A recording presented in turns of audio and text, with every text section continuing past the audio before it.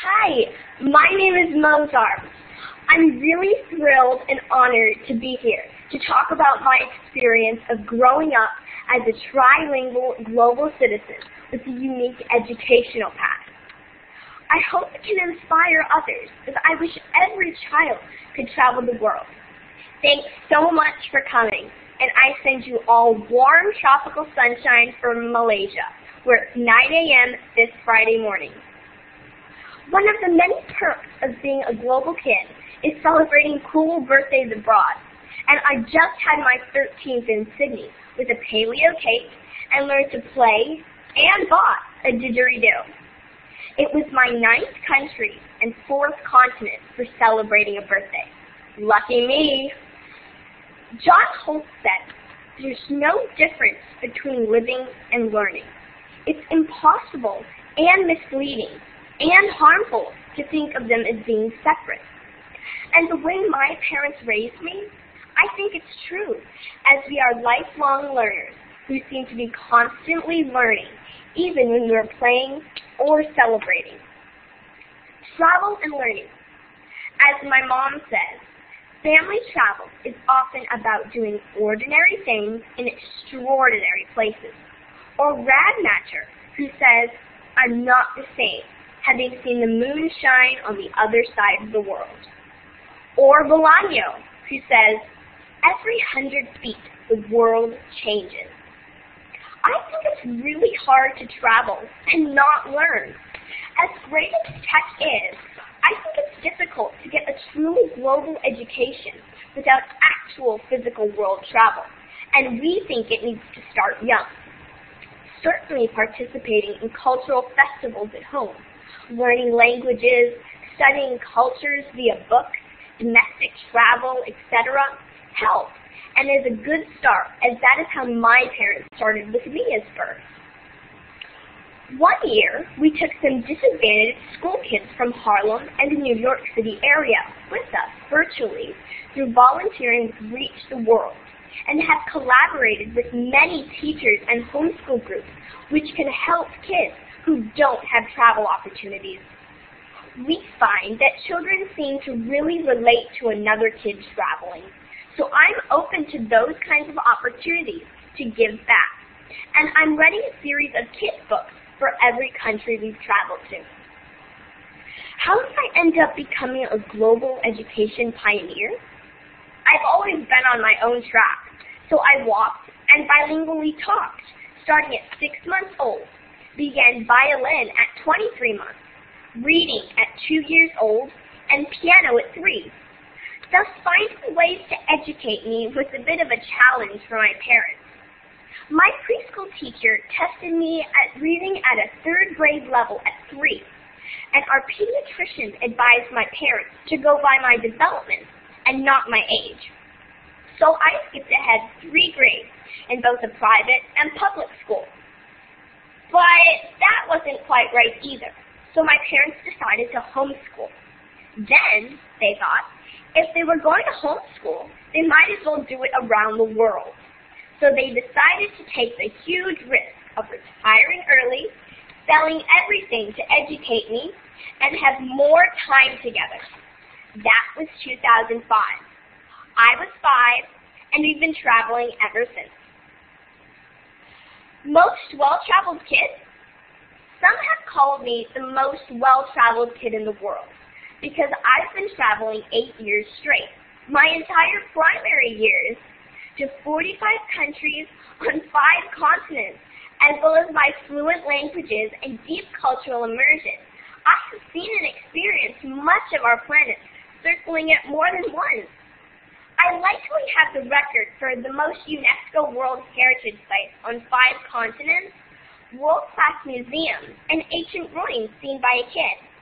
I've been in local schools in 4 countries in several languages, and I'm probably the only kid since Wolfgang Amadeus Mozart to do extensive world travel with the violin and piano.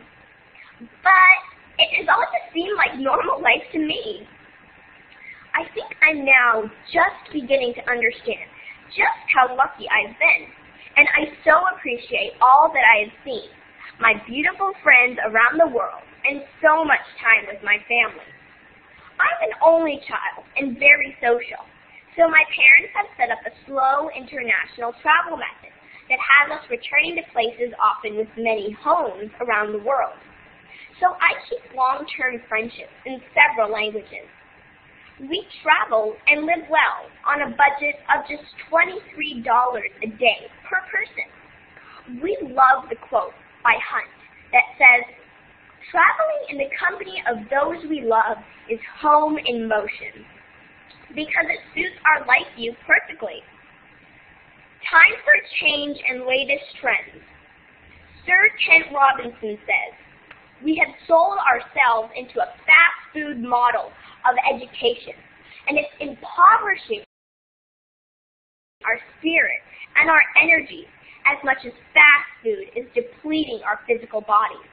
And I agree. I think it's time for a change, and it's on the way. One sign is brand new expensive schools, which cost over $80,000 a year, which are allowing wealthy people to get a more global education. This is similar to how the privileged aristocrats in the past did it with their grand tours of Europe for months or years in search of culture, education, and the roots of Western civilization. Today's ruling class educational trends are mobile schools that encourage travel immersion and feature Spanish and Mandarin learning as a priority. But you don't have to be rich to see the world and get a first-class immersion global education. You can be a very ordinary family like mine, and this location-independent lifestyle is a growing trend. Studies show 50 million workers both could and want to telework. Regular telecommuting grew by 79.7% between 2005 and 2012. 3.3 million people from the U.S., not including the self-employed or unpaid volunteers, consider home their primary place of work. And as the saying goes, if you can work at home, you can work in Rome or anywhere else. There is a tsunami of change coming as people learn that thanks to emerging tech, we can all work, school, and live anywhere. And it's a greener choice, which makes me so happy. Green advantages to our planet.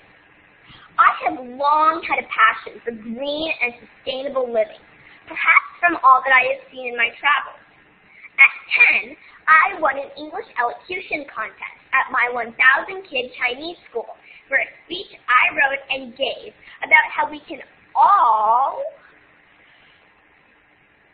work together to create a happier green planet. I will leave that video at the end. Because we carry a minimal lifestyle, a few things, and travel the world with just carry-on luggage, we live a very low carbon footprint lifestyle. Telecommuters, known as digital nomads, are the most agile, green, and versatile types of employees. So not only is it more fun, but it solves many of our planet's problems when we are living in a way that saves resources like gas and cars to drive to work in heavy traffic. I don't think the current wired generation of millennials and my generation wants a life like Goodman's famous quote. Normal is getting dressed in clothes that you buy for work and driving through traffic in a car that you're still paying for. In order to get to the job, you need to pay for the clothes and the car and the house you leave vacant all day so you can afford to live in it. Better way and advantages for teachers. There really is a better way, and I'm living it. More and more people are heading in this direction, from Gen Yers to families and baby boomers.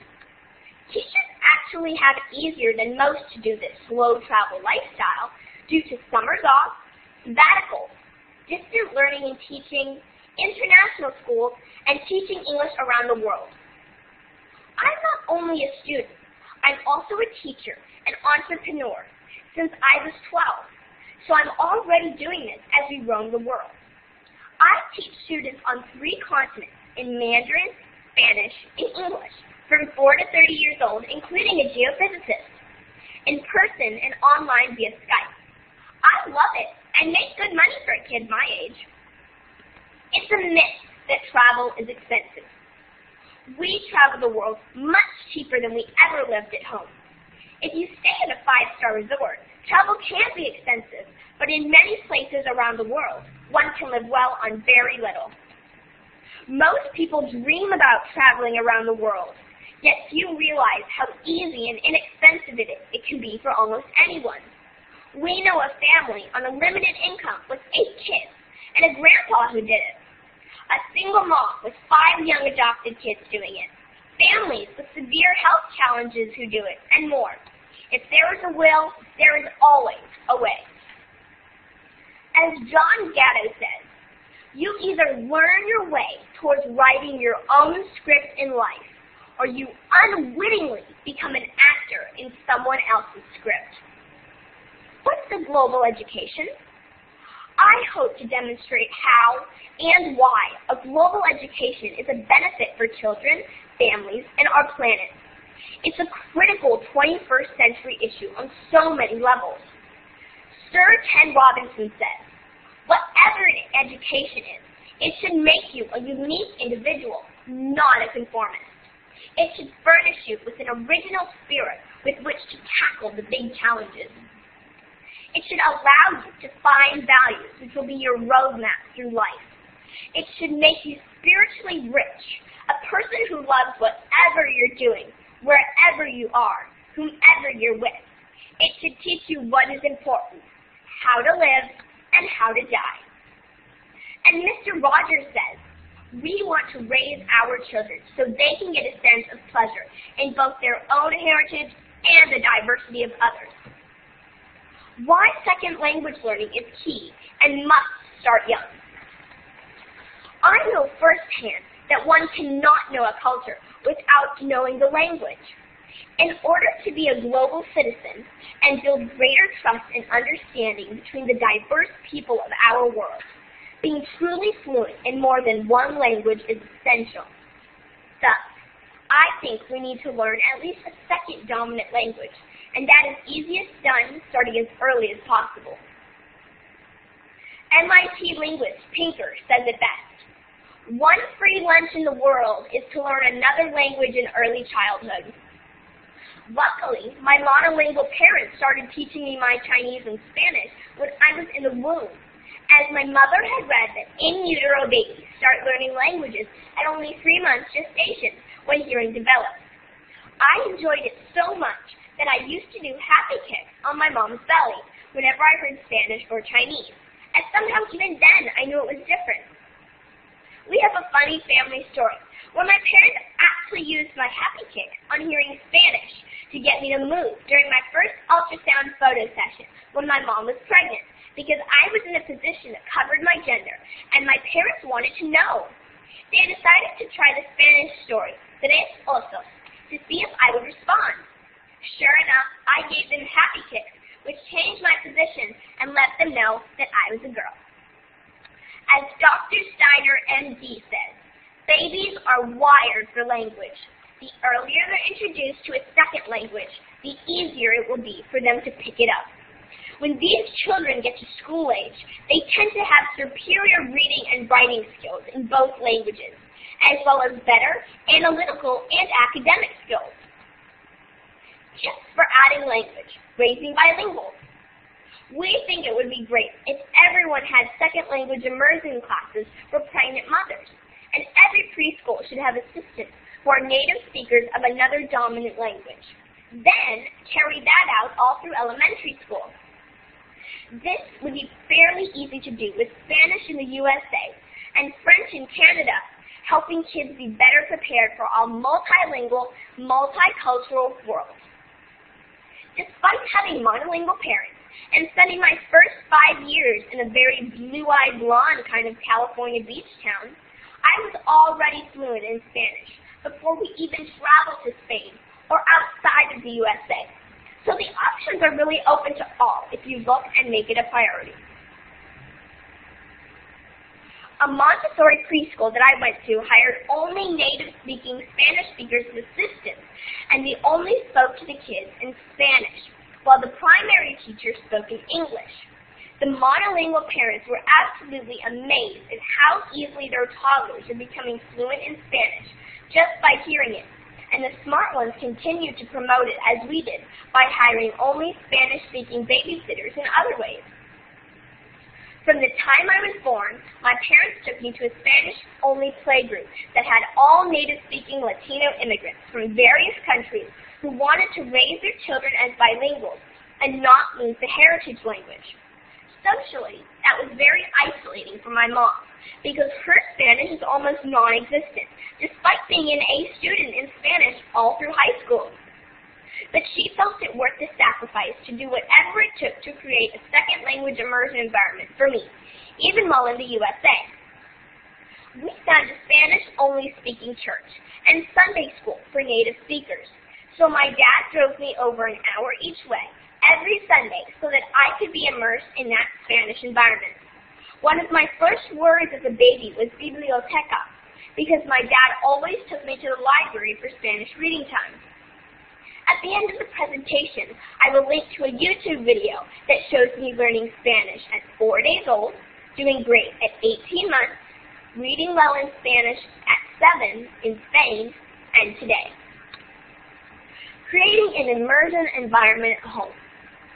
We think travel is an essential part of becoming a global citizen and global learner, but much of it can begin at home without any travel and on a low budget.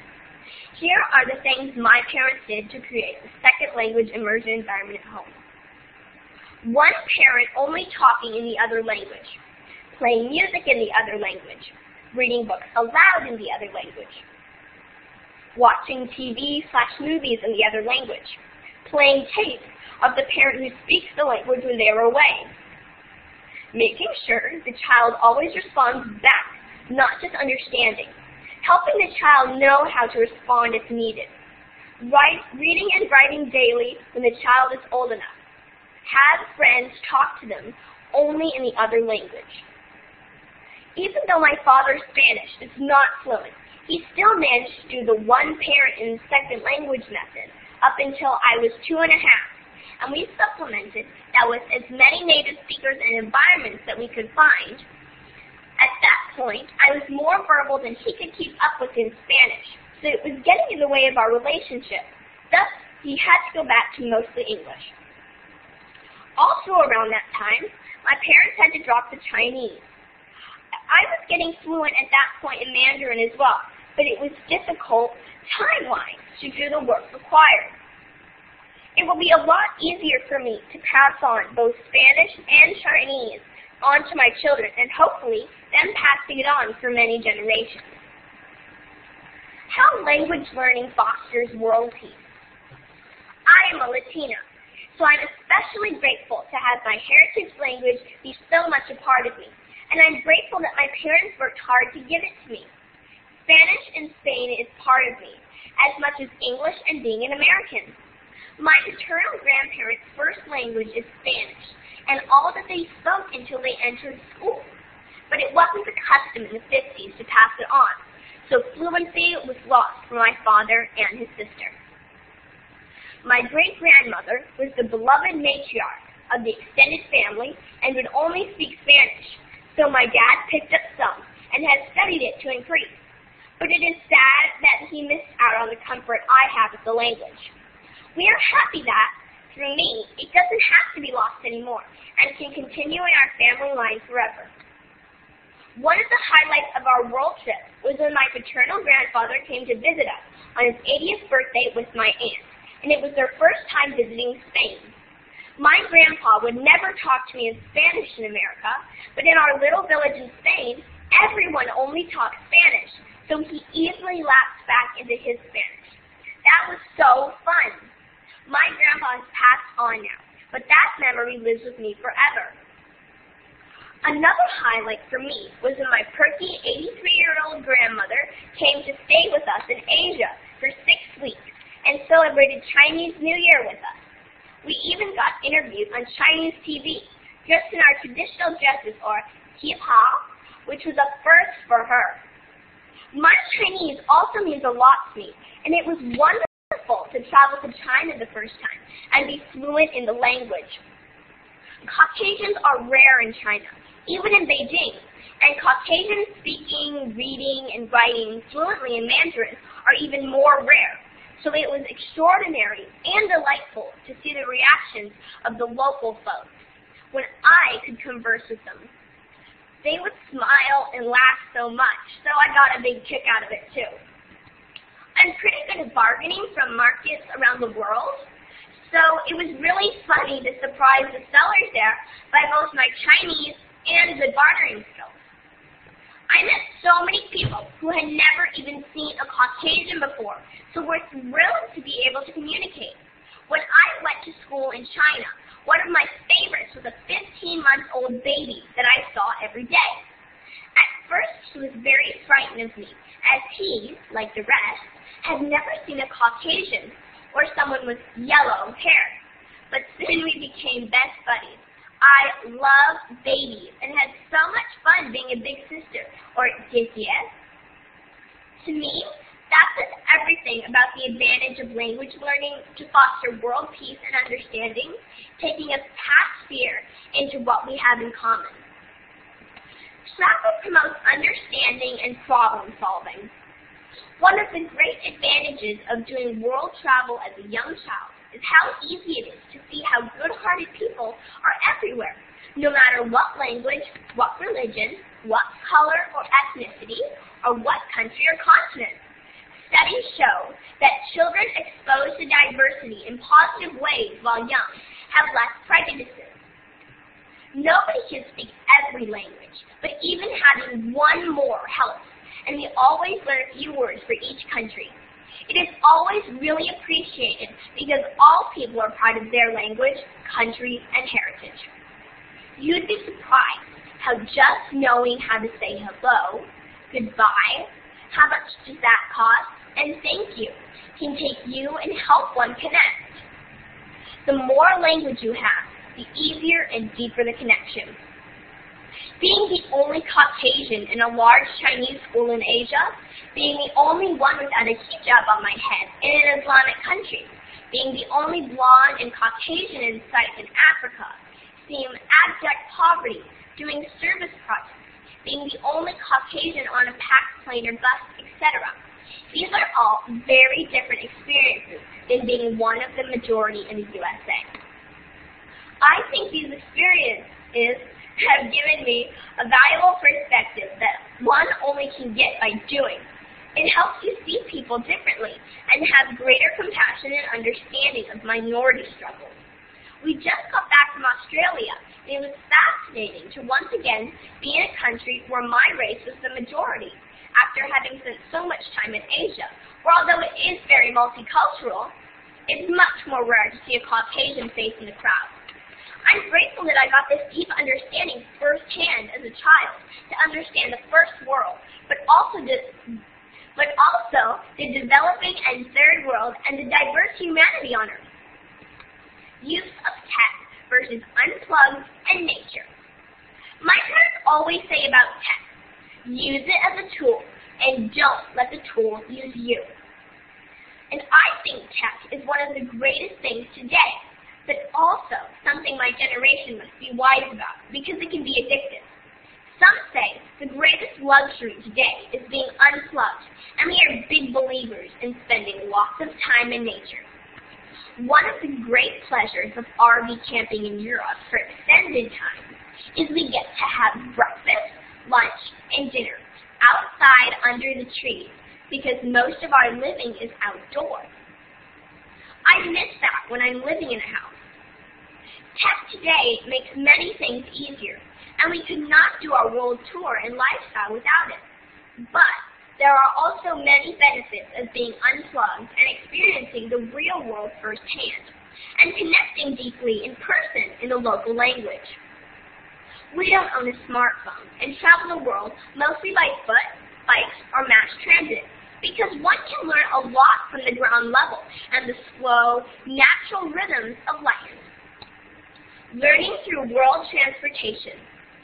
Just using transportation around the world can be an education in itself, from my riding camels on 3 continents to cargo ships, which I love, or sailboats, trains, planes, or learning the subway system in Beijing, London, Paris, New York, Budapest, Singapore, etc.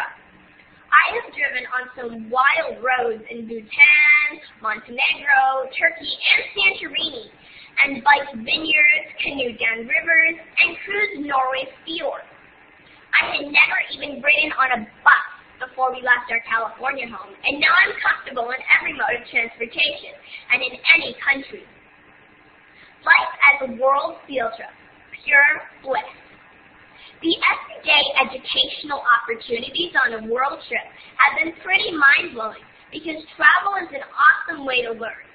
You might like my video I did myself about a day in my life when I was in Bora Bora at 10, where we couch surfed with a cool French woman who was a vet, and I got to swim with sharks, see huge turtles, and all kinds of fantastic things. It was pure bliss. A few favorite travel educational moments. This has been some of my primary school educational gems. A camel overnight trek deep in the Sahara at 6, and service projects feeding and playing violin to Berber kids there. Learning archaeology and Greek-Roman myths in Pompeii, Ephesus, Troy, Petra, Delphi, Knossos, and more. Climbing to the famous Tiger's Nest monastery in Bhutan at 10. Swimming with dolphins with marine biologists in Portugal at 8, and the Florida Keys at 11. Seeing Shakespeare at the Globe Theatre in London. Celebrating Chinese New Year at lit-up temples in Asia. Sailing the turquoise coast in Turkey and sleeping in a cave in Cappadocia. Participating in Semana Santa in Seville at Easter. Eating reindeer meat at a coda in Sweden with dear friends. Learning to surf in the North Shore of Kauai in Hawaii. Seeing world-class operas in Verona's ancient amphitheater with Placido Domingo and Franco Zeffirelli. Dissecting squid in Sausalito at a Johns Hopkins University CTY workshop. Riding a camel at Petra Jordan at 10, and the Great Wall in China at 12. Starring in a Japanese TV show on ABC that was filmed in Robinj. Seeing a ballet in Sydney's Opera House at 10, and learning the didgeridoo recently. Learning flamenco in Spain at 6, Tahitian dance in Maria at 10, and hip-hop in California at 11. Being a finalist in a singing competition in Mandarin at my 1,000 kids Chinese high school in Asia, and winning the Chinese and English elocution contest there at 10 and 12. Singing in Mandarin at a big Chinese wedding in Asia. Learning to fly where Harry Potter did at Hogwarts. That's in Alwood Castle. In Northumberland, UK at 7. And visiting Harry Potter's world in Florida at 11. Don't wait until high school or university to have to learn from travel. I was 5 when we started our world trip, and I remember most of it and all of the significant things and people. My mom always found me great books that helped me learn more about our travels. Once, when we did a museum tour at the Abbey in Melk, the tour guide was shocked that I knew so much about Austrian history.